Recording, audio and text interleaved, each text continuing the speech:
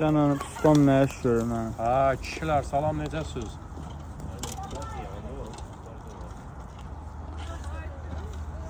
Restoran Kalusk Zastavada.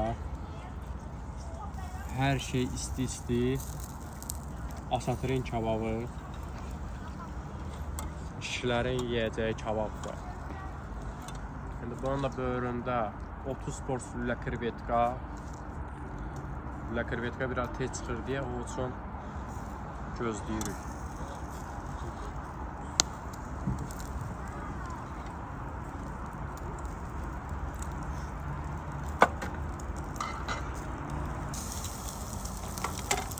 Lülə krevetka.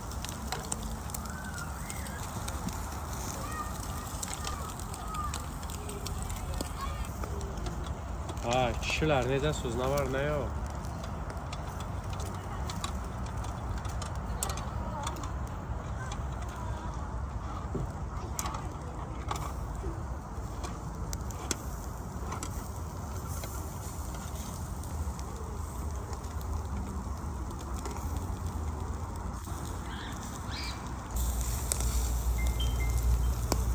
Öz gözəl fikirlərinizi bildirin.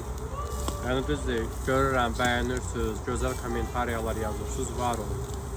Nə qədər kommentariya çox yazsınız, o qədər gözəldir.